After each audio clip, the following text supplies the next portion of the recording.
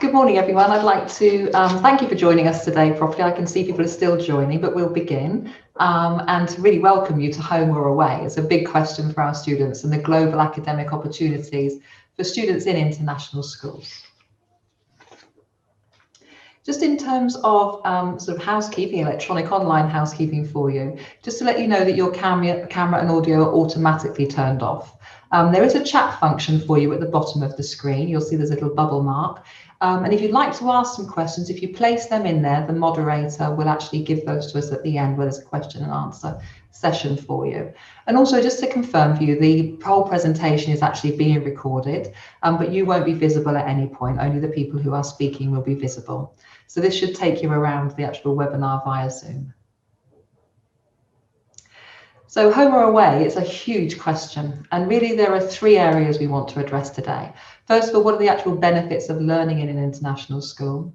Secondly, what are the global opportunities offered in ISP schools?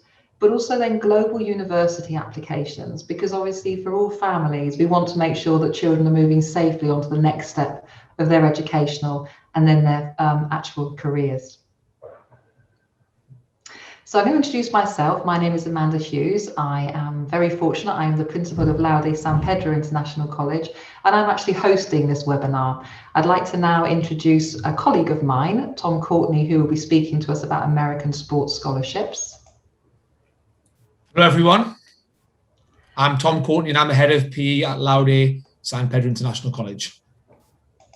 And Luis Lopez, who you won't see, is actually moderating our webinar behind the scenes. So when you're writing questions in the chat, it will be Luis who's actually passing those on to us later on. When we actually think about international schools, I think one of the most important things is to understand how there has been huge growth in this sector. So from 2000 to 2021, there's been a 500% increase in the number of students around the world who are actually being educated in international schools.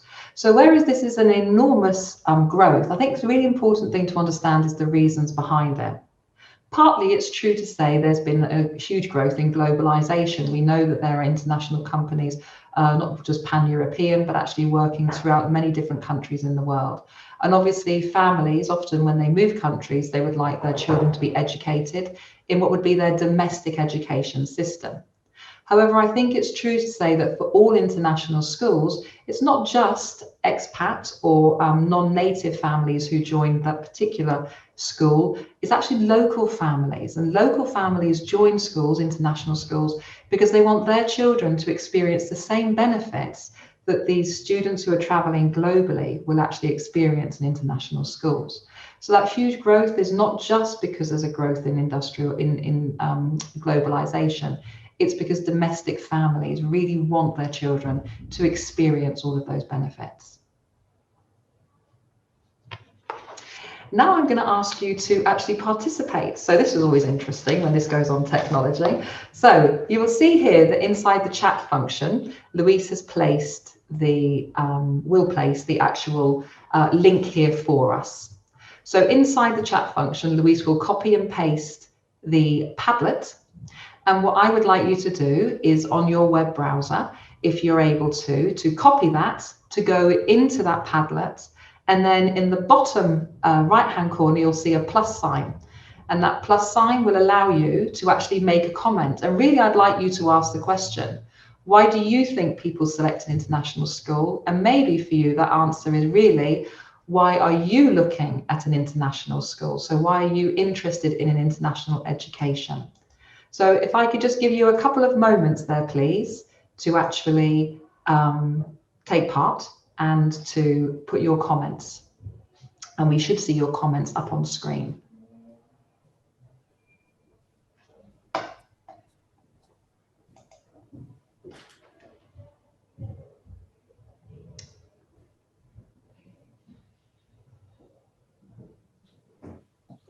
Okay, so the link is actually in the chat, but I think, Luis, what you need to do is to go to Stop Present Here, and you actually need to go onto the actual Padlet. Yeah.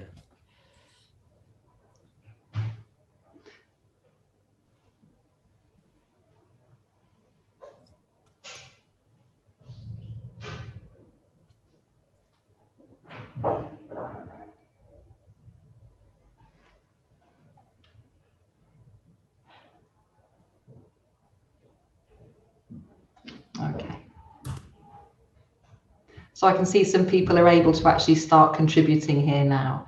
So if you just spend a moment thinking about what these could be, and then I'll group them together for you.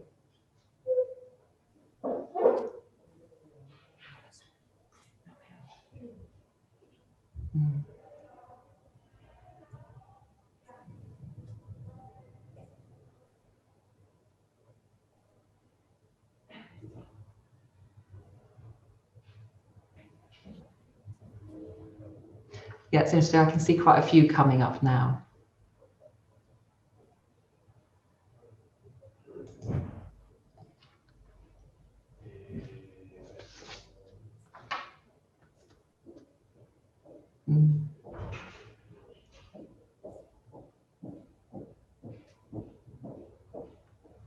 Okay, so in terms of grouping these for each other now, obviously globalization is there, global network, global mindset. In our presentation, we're going to be looking at that. Opportunities to meet and to mix with different cultures, definitely in terms of our opportunities for thinking and learning about different cultures, very important for us all. A British education system, very important. You know, British education system is recognised globally. It's very important for us to understand how universities receive those.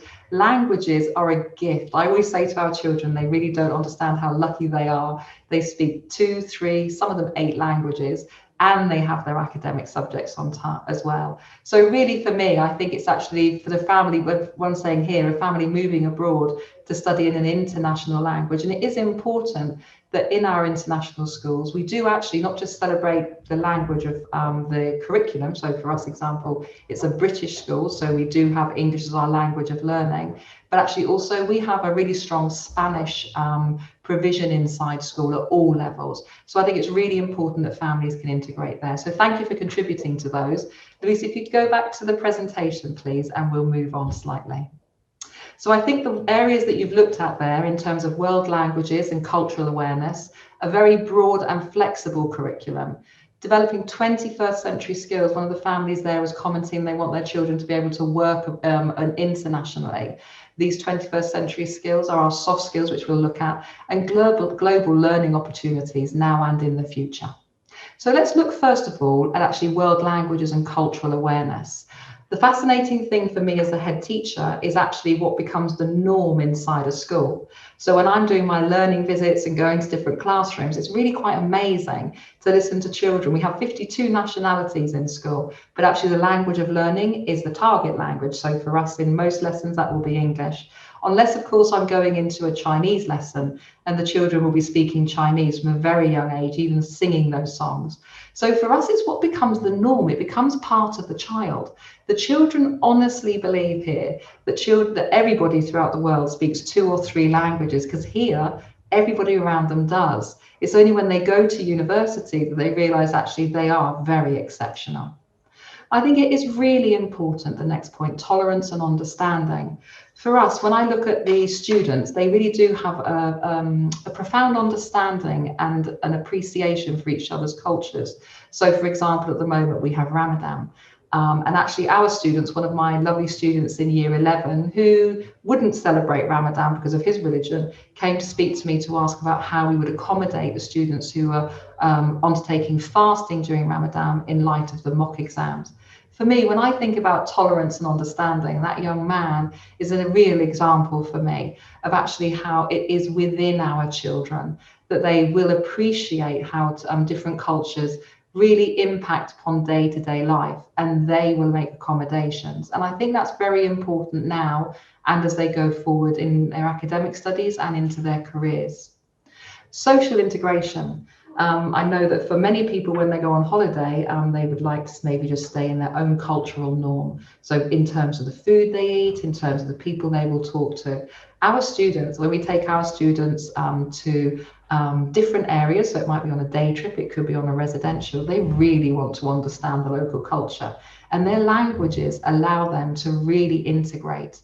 We have a number of programs that we run inside school which allow our students to mix with other students across the world. We'll look at those in a little bit, but actually they really can take a full understanding and feel quite confident going into those situations. And then of course, academic and career expectations. As our students work together and they listen and they are learning world languages, the barriers, the frontiers fall away. They also learn more from their peers. So they will learn about different universities which have a reputation for example, maybe an excellent reputation for engineering. And they will then go and explore those opportunities because they are experiencing this and their expectations are being set so high as they actually work alongside their peers. So world languages, cultural awareness is hugely important for us all. The next area is obviously a broad and flexible curriculum. Curriculums change. I think the world has changed beyond belief in the last 12 months.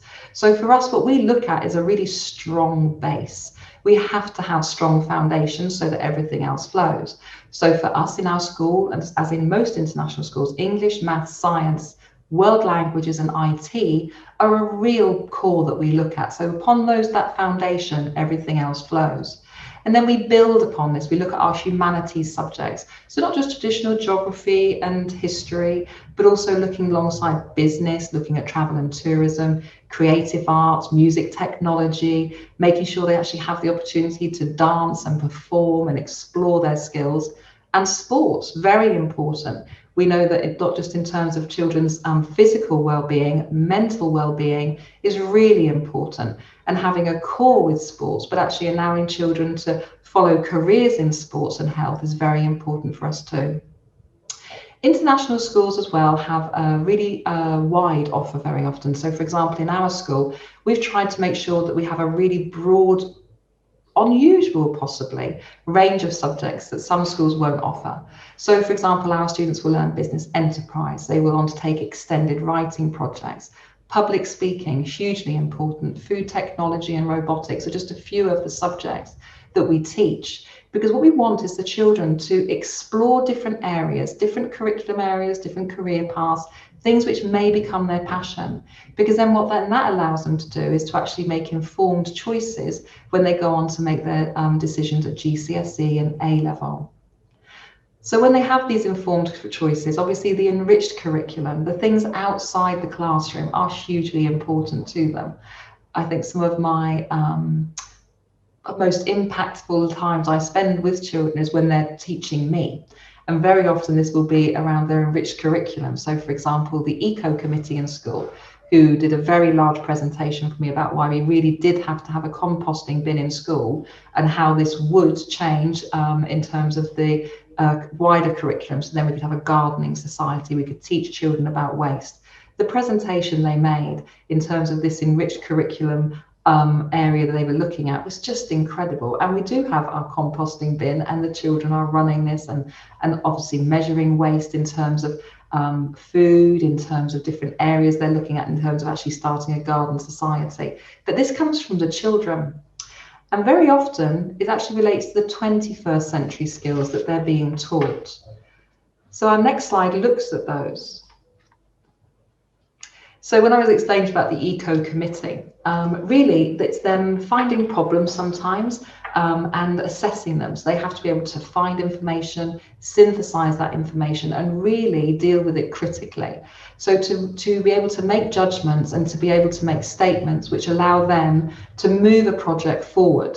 Our young leaders are just incredible. So on Friday, I did a tasting session with children, mainly in secondary, but across 2 different schools, ESO and Bachillerato and the British system, to review the sandwich provision in school. Well, these children were forensic in their examination, but actually they're leading the food committee.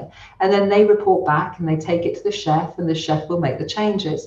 So they're learning to work inside different groups of people, but they're actually learning the skills they need in order to review information, in order to actually be able to give recommendations and to justify those. And those go alongside communication and collaboration. They really do work very closely. These 21st century skills of innovation, global citizenship, and resilience are more important now than ever. When I think about 12 months ago, when our whole school was learning online, really global citizenship, resilience, and innovation was what we were dealing with every second of every day, because we had to move every subject online, and we had to make sure the children understand that at times life will change and we need to make sure that we can adapt. that they do have the skills to innovate. And I have to say they have been truly amazing across that whole learning journey. One of the lovely things I think as well is being able to offer students these enriched curriculum opportunities and global opportunities, so they see that they really do have peers across the world they can work with. So there are a number of different areas, so really stretching them academically, as in the international schools partnerships, chess tournaments. It's great for their brain and cognitive development. Maths challenge, but also then discursive skills that we were talking about through communication. So for example, the Model United Nations. And again, linking up with those skills, the resilience that just because we can't physically meet to run a Model United debate, Model United Nations debate, we can do these things online. So I want to show you a small clip now about the experience that some of these children will have enjoyed. I describe my experience as life-changing, amazing, empowering, and unforgettable. By the time I was coming back, I wasn't ready to leave. I wanted to stay out there for like another month. I never imagined that I could make so many good friends, like soulmates. It's just something unbelievable for the students and something that they will never forget. The benefit of the program is that our children can become quite independent. It has made me grow as a person to face new challenges outside my comfort zone. I've got better at talking to people and it's helped me with my communication skills. It felt great to welcome Free Child United into my country as well as my school. We're empowering those children to do something fantastic for their lives and make the most of being in an ISB school, which is really to be part of a global community.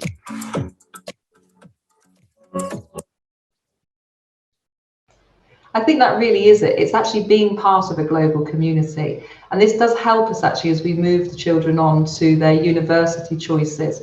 But because very often in an international school, the children won't qualify in one system, they'll qualify in two education systems. So for example, in my school, the children will study the British National Curriculum, which for those of you who aren't familiar, actually ends at GCSE for compulsory education in years 10 and 11, and then they move on to A levels. But actually, by following the correct curriculum provision, they can have their GCSEs and A levels in the British system, and they can also obtain their ESO, which is the equivalent of GCSE, and the Bachillerato, which is equivalent of A level. In other schools, it may be that they are doing the Bachillerato, and then they can do the International Baccalaureate, the IB, alongside it. The power of making a university application to explain that a child has not just studied and qualified in one system, but actually studied and qualified in two, it really does make them outstanding candidates. So when we're looking at our universities, our students, because of their languages, because of the curriculum they've followed, because they really do have that global outlook and are not afraid to look beyond their own domestic country. Very often our students will apply to more than one country. And these are some of the main ones that our students look at. So they will look at British universities, Spanish universities. They will look at mainland Europe universities because there is a whole wealth of degrees which are actually offered in the language of English on mainland Europe. And also they will look at American universities. And actually for the American universities, there are some wonderful sports scholarships that some students will tie in. And I'm going to take you through a very small introduction to these four application processes. So first of all, this is something which you may have heard of, UCAS. And Louise will take us through to the links on these as well. So for students who are applying to British universities, all applications for the UK have to be made on UCAS. Students are allowed to choose up to 5 university degree offers that they would like to be considered for, and 1 application. Now, the support they have is very important, but for you as families, it's very important that you understand too. So inside this web page here that you can see, I've taken you straight through to the support which is available to parents and carers. So really it's talking to you here about different options, whether it would be a degree or whether it's an apprenticeship, what qualifications children need in order to apply for universities in the UK.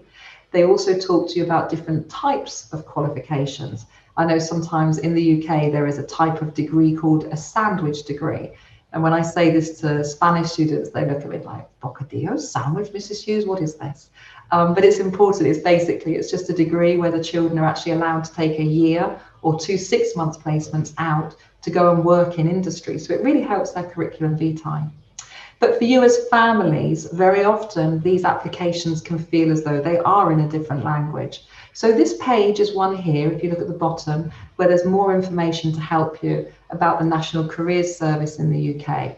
And clearly the teachers in your school will be able to help you go through and understand these as well, because it can, you know, it's very important that you feel involved in your child's application process. So this is the main application process here for the UK. The next one I wanted to take you to is, again, a very common one in our school because we are based in Spain, and that's UNIDICIS. And this is actually a web page, which again, Louise is going to take us to.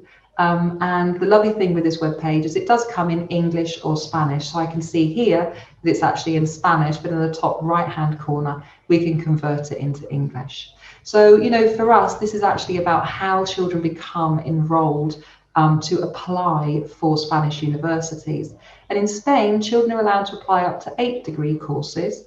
And UNIDICIS is actually support. It's actually a counselling program where children are guided through the application.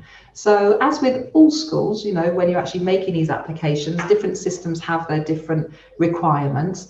And for you as a family, it's very important you understand those. Again, your Spanish university advisor, if you are in Spain, will be able to help you. That person's job title is probably going to be technical director, because that's the person who looks after the applications in most schools. And in fact, today we're sending our applications off for our Spanish university students to UNIDICIS. So it's an important time for families to be thinking now for next year as well. But there's always a lot of information and support for families online with these. The next website I wanted to show you is a UNICAS. Now, very often people don't realise how many degree courses are available in Europe in English. So a UNICAS goes through the whole of mainland Europe, and it's only dealing with universities which are offering degrees in English. Sometimes you'll find something which is in the target language, but I'm going to show you how this works. So Louise, if you can click on browse by discipline, and then if we're going to have a little look, I think maybe at health sciences. So let's have a look. Because very often families, you know, worry, but I won't be able to get to a competitive degree like medicine. You would be amazed. You can see here we've got everything from veterinary science to optometrics. You have everything from music to drama and dance. But here, what we're looking at is actually degrees in medicine. So for us here, we can see we've got a whole range of different degree courses in Italy. The prices are here for you as well. There was one further up there for Poland at 11,000 euros, but it does give you the annual tuition fee. And I think while you look at these, when you consider that you're studying medicine, which in the UK can be very expensive, is very expensive in America as well, you know, here you can see you're looking at a particular fee, which is really very strong offer. So the one that Louise is on at the moment, the University of Groningen, the first year fee is 2,168 euros. You know, this is their introduction here, and it would allow them to go further. So Louise, if we look at the Bachelor of Science in Medicine, and the nice thing inside this degree, inside this program actually, is it really does take you through to the fine details. So it's telling you about the program, it's telling you about what's included, gives you all of the important dates, it tells you when the webinars are. It also goes on to explain to you what would be the next session. So what would you do next? And that's really important. So how can I access the full medical degree? And also, what are the entry requirements? So this is extremely important for everybody. So here we can see that for the UK, it would be 3 A levels. You'd have to have biology and chemistry, and you need to have at least AS level, which is the first year of A level studies in physics and maths. So this sort of program can help you explore. And I have to say to you, in the UK, there are 10,000 degree courses. Some children know exactly what they want to do. Some children really don't have an idea. It can take a long time. And then if you're looking in different countries, you know, and also to be really honest, when you start looking at these, it becomes really fascinating because you can see the amazing future that children can have. So that was the little look at a UNICAS, and obviously it's everything from Portugal to Germany, all the different subjects. And then another one that our students look at quite often is America. So some students may choose to go to America for their first degree, for their undergraduate degree. Other children will go for their postgraduate, for their master's. And the important thing for American universities is to understand that not all universities are on this system, common application. There are 900, so there's over 900 colleges on this system, but some universities in America only accept private applications. So again, it's a case of taking time, really looking and understanding which degrees are available, what are the entry requirements, and making sure that we're very clear on how students can actually enter those courses. Sometimes, and America is a good example of this, a country will require an additional qualification. So for example, our students studying A-level wouldn't just study their A-level, that's their foundation, that's their base in terms of their academic understanding. But American universities require all applicants to take the SATs, the SATs. And those, students register to do those exams in the country where they're learning. They are based around the area that they're studying at A-level and are going on to study at university. So it's not a huge amount of extra work, but again, timing and applying for those assessments is very important. But really, whether they were studying in the UK, in France, Germany, America, Australia, the children would have to take those SAT exams. So it's not something which is working against them. It just allows the university to calibrate the students' academic level. It's a little bit like with some courses, for example, medicine. There are entry tests for medical degrees. So the BMAT, the British Medical Assessment Test. There are different applications that sometimes children have to make in terms of assessments. But again, your careers advisor, your post-16 team at your school will really be able to help you understand that, so no deadlines are met. Now, as I said before, we're very lucky today to have Tom with us, and Tom is going to speak to us about sports scholarships to American universities. Hello, everyone. So as I said before, I'm Tom Courtney. I'm the head of PE at Laude San Pedro International College. I was lucky enough to attend the University of North Carolina, where I achieved a degree in sport and exercise sciences, and I got a full athletic scholarship in football, or soccer as we call it, to do that. So I got a Bachelor of Science paid for by the university. I want to quickly just draw your attention to the picture here, and this is actually a college soccer game. What's hard to explain is quite how important university or college sport is in America. The fans that go to the games, the feeling of community around it. So every single college will have teams in various different sports. Their fellow students, but also the local communities will support that sport. Next slide. So what the USA can offer you. The first thing is a first-class education. So there are over 3,000 universities in America which offer athletic scholarships. And with America, as we know, is one of the richest countries in the world. They really do put money into their facilities and their universities. They're top-class facilities. I did a sports science degree, and there was labs. You could not believe the equipment, the facility that we had the opportunity to use. And also what I liked about the American degree is I'm from England. And when I came back to England and eventually came to work in Spain, having a degree from the United States really made me stand out from the crowd. The world's so competitive nowadays. Having something that makes you different, makes your CV stand out, can give you the opportunity. And I'm not saying to get you a job, but it can at least get you an interview. And I found having an American degree has given me a lot of advantages in career opportunities. Education for all. So with there being 3,000 universities that offer athletic scholarships, there is a wide variety of levels. So you've got the top end universities you'll all have heard of, Harvard, Yale, which again offer athletic scholarships, or offer scholarships to go there and have athletic teams. But there are also much lower levels, junior colleges, small universities, which cater for different and less academic ability. So even if your child or yourself is not the most academic student, there is still a possibility of going to America and gaining a degree and using your sporting ability. So you can study what you want. So I personally studied sport and exercise sciences, but as Amanda was saying before, things like being a doctor, things like engineering, all of these things can be studied with your training in your sport. So you can do whatever the degree the university offers. This is the important bit for me. I grew up playing football. Football was my life and my passion.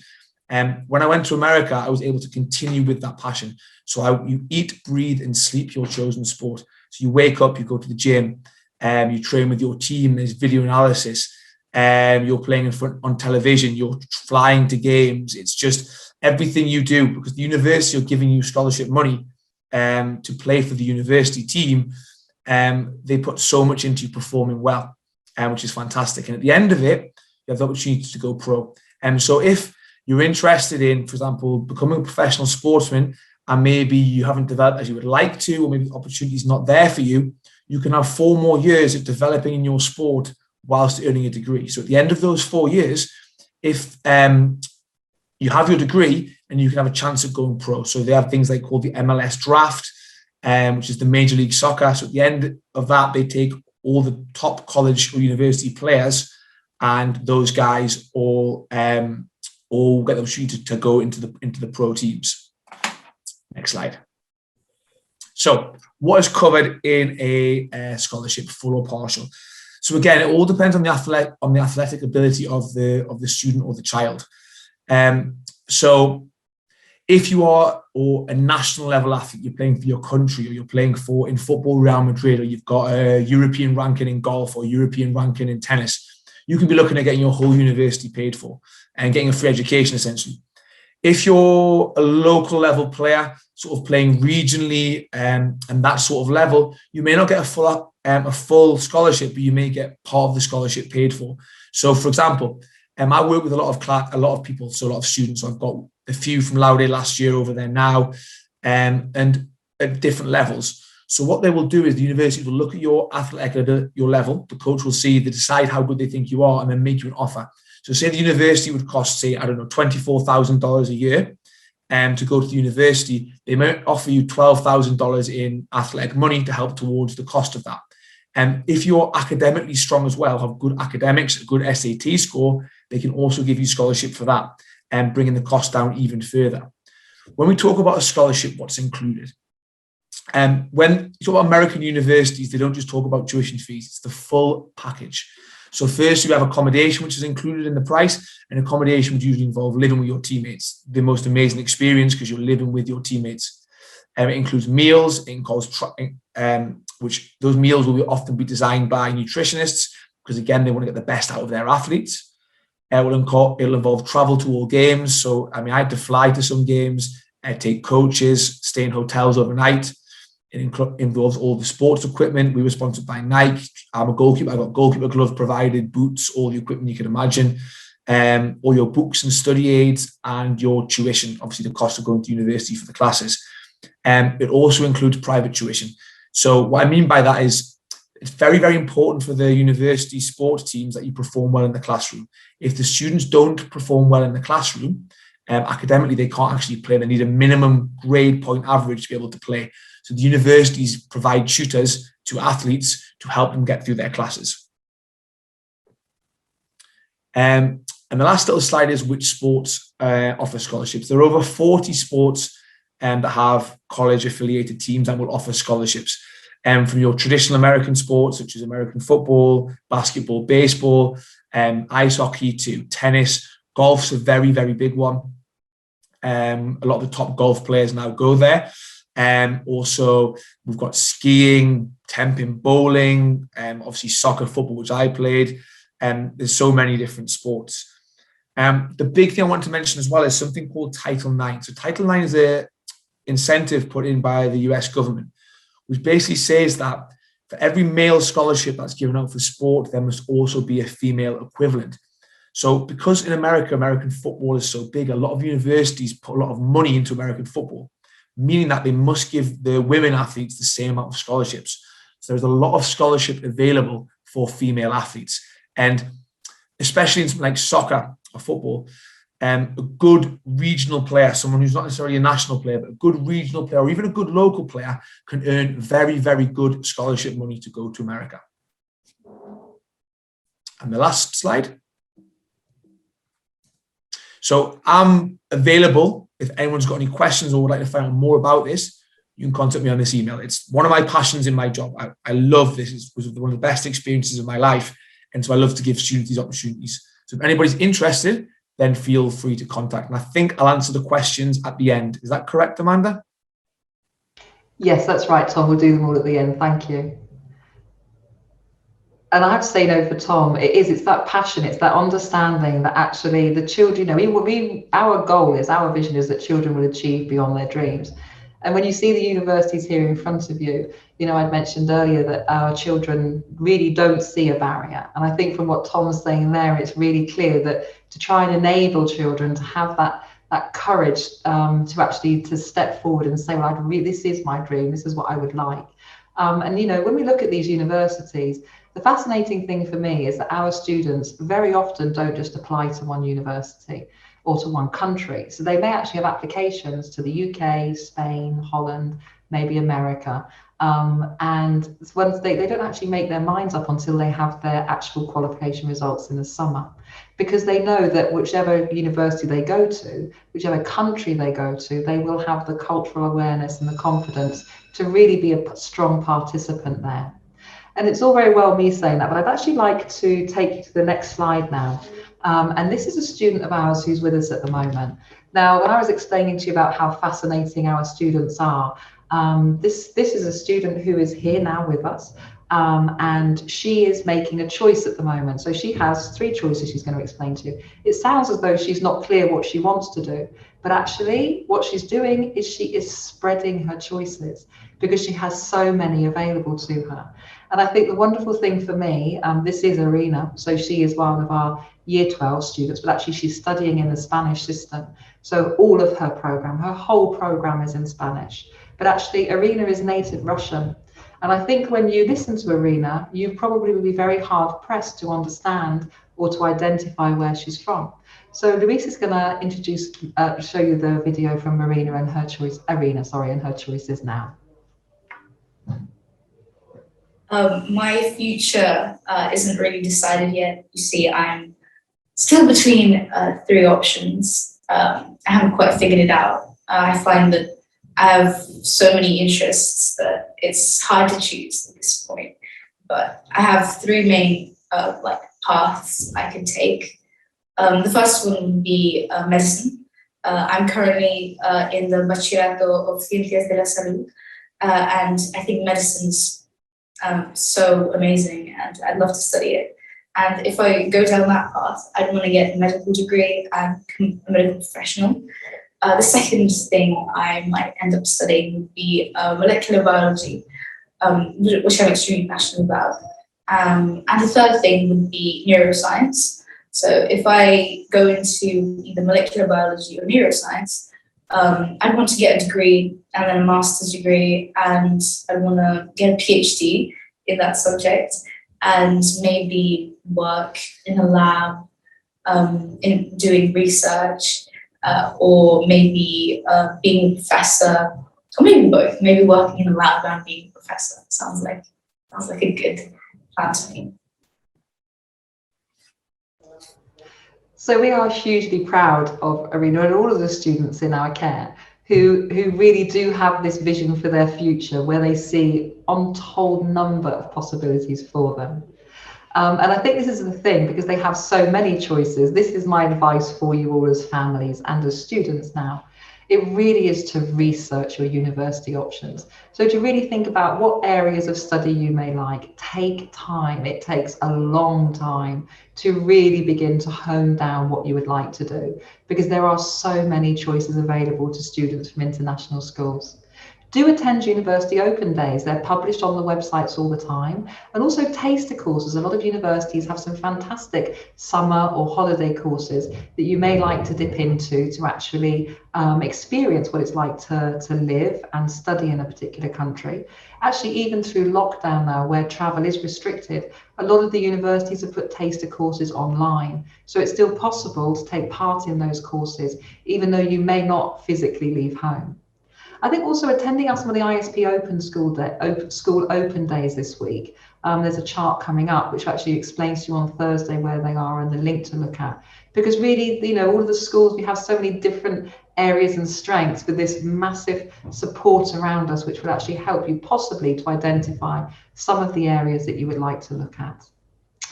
So I have to say thank you to Tom, but actually there are some questions here, I think, which Louise is going to moderate for us.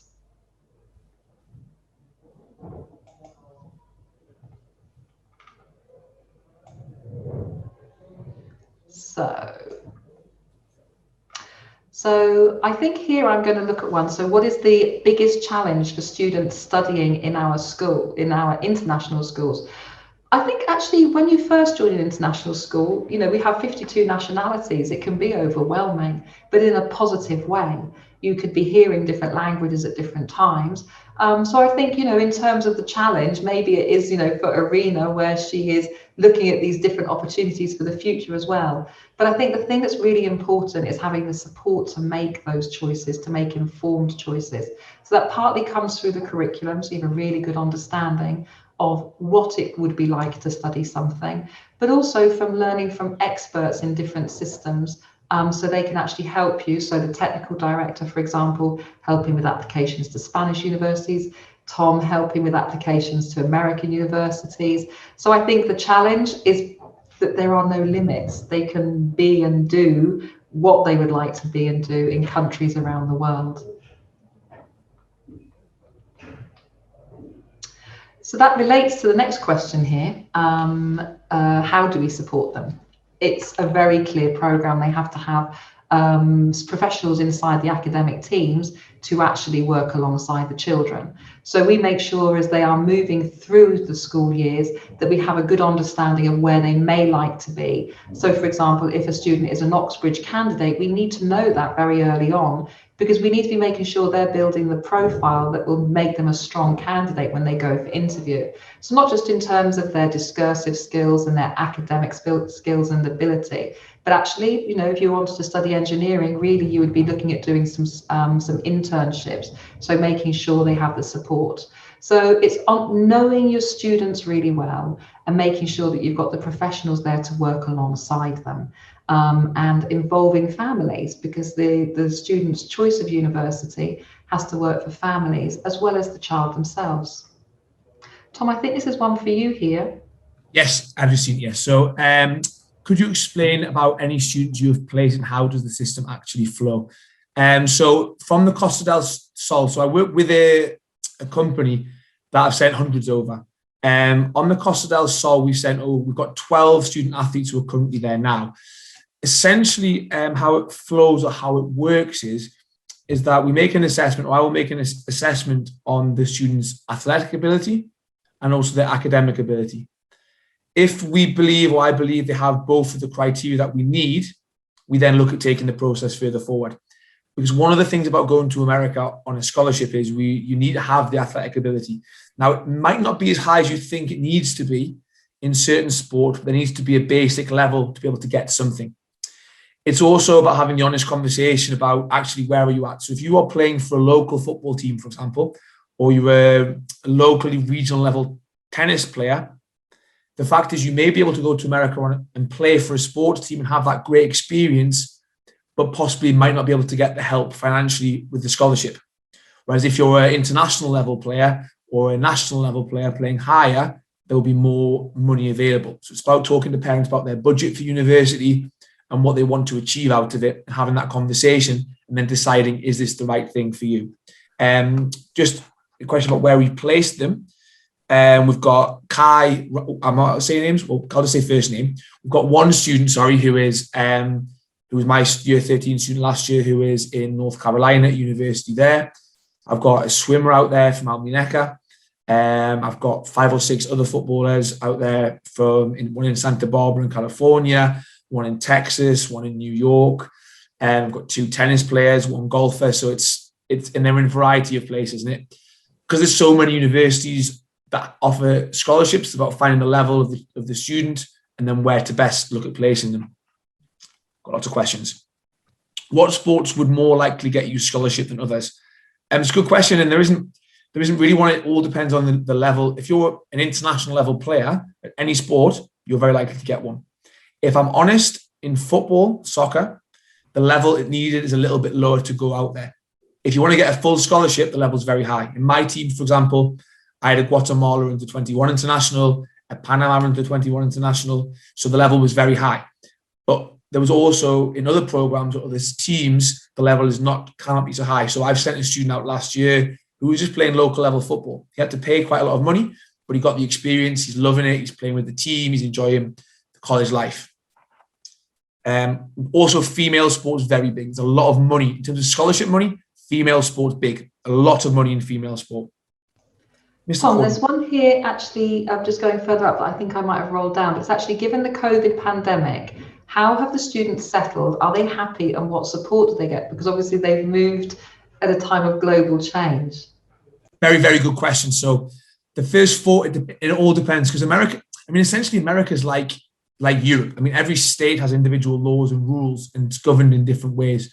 So we had a student in Georgia and they had quite strict. So when he arrived, he had to spend 2 weeks in his dorm room with another teammate, the two of them self-isolating. But they were provided with all their food, they were provided with everything. And they're also provided pitch time to train individually. Once their 2 week isolation period was over, it was college life as normal. And the leagues were all put back so normally, for example, the soccer league would start in August. They put that back until January. But the same as here. So the same as in Spain, it's regulated, it's trying to be safe, but it's generally continued as normal. Well, and normal is the wrong word, but it's continued. Are there cases of Laurier San Pedro students gaining scholarships? Yes, there are. I've got one now, but there's previously, even before I started doing this work, there's 5 or 6 students who've gone over there. I think then, Tom, I think you said there's a lot of soccer, a lot of football scholarships, aren't there? That's one of the most common ones. To be honest, golf is really, really big. Tennis is really, really big. It all depends on the country. So in Spain, for example, the big sports are football, basketball, tennis, golf. They're your 4 big ones. So obviously the standard in Spain's higher. I've got a hockey player out there as well at the moment. And we're working with a wrestler because the wrestling is, we've got in San Pedro Wheeler, there's a big Russian community and wrestling's big with the Russian community. So we're in talks with a Russian student who is interested in going on a wrestling scholarship in the future. He's still too young now, but it's in the future. And I think that's the nice thing. It's actually looking at the future opportunities. There's a question here about, are there scholarships for universities in the UK? I think the system that you're looking at, Tom, is really based within America, isn't it? But actually there are scholarships. Different universities do have scholarships, but they tend to be, traditionally, they would tend to be more academic, I think, Tom, wouldn't they? For the UK, yeah. Yeah, the USA this is so unique. It's just a different. It's not like university life anywhere else. It's like it is on the movies. It's very unique. And in fact, from my previous schools and this school, I know from students I've had, the careers they've gone on to on those American university scholarships is just incredible. But I think one of the things we're looking at here are those scholarships for universities in the UK, and then also about Brexit. How has it affected applications to British universities for students being resident in Spain? Well, at the moment, so our students are already starting their applications for university, and our students for year 13, they have their applications. They were in January the 15th. So Brexit will make differences because they will be seen as an international candidate. So a little bit as though they're applying outside the EU. However, they still have access. Our students are following A levels. So for them, they have the perfect qualification to go into the UK universities. Having looked at it myself, the changes that I see possibly is access to student finance, in that families may not have access to the student finance they used to prior to Brexit. However, universities are aware of that, and increasingly they are putting scholarships and bursaries in place to give students access. Again, it does depend very much subject by subject. So this is where the research comes into play, because it could be that there is a bursary for students who have studied a particular combination of courses, or who may want to follow a particular arts program in a British university. So it really is contacting the universities directly, using the websites obviously as the baseline, researching what's available and contacting them directly. And there you may well find that there are scholarships or bursaries available for students. But in terms of access, they have access as they always did. I'm just going to go down. How many students, well, how many languages do students in Laudi San Pedro learn on average? It's a minimum of 2. So everyone speaks English and Spanish. Most children will be learning 3. So unless somebody had come at a different point in a year group, so for example, year 10 or 11, where we may not say to them to take on Chinese or German or French, we would concentrate on English and Spanish. But I would say 98% of our children are studying a minimum of 3 languages. However, I've done assemblies with the children here, and honestly, they humble me every time. So finding out how many languages they speak. The children speak 7 or 8 languages very often because their families may come from different countries. They may have lived in a different country before they came to our school. They are the most incredible linguists. So everybody will be speaking 2.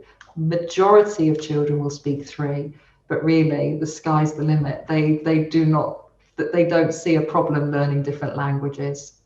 I think the hard thing we find is to make them to focus on one language when they're together socially, because sometimes I might be on the playground listening to children and someone speaking Spanish, somebody may be answering in French, and somebody is answering speaking in Chinese. In fact, the lesson that I've just come from before our meeting, the children have to speak the target language.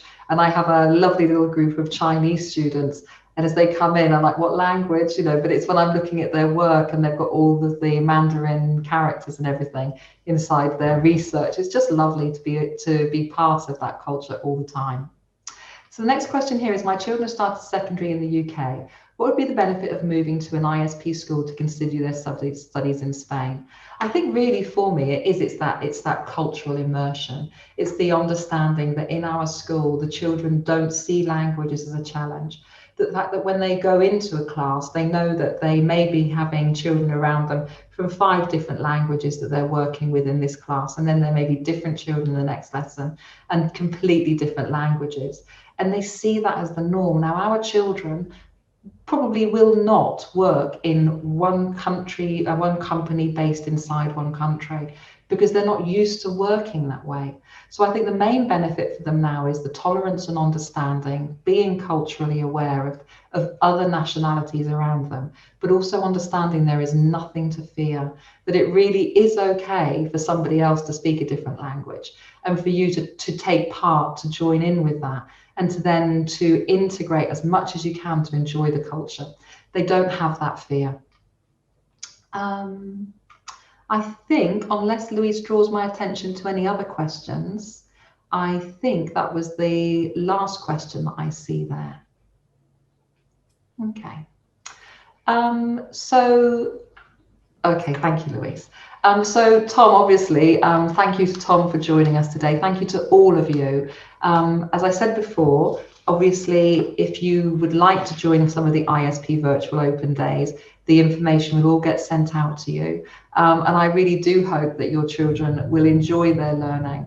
And if they are in international schools, they will feel all of the benefits that we've been discussing today. Take care, and I'm really grateful that you joined us today. Bye.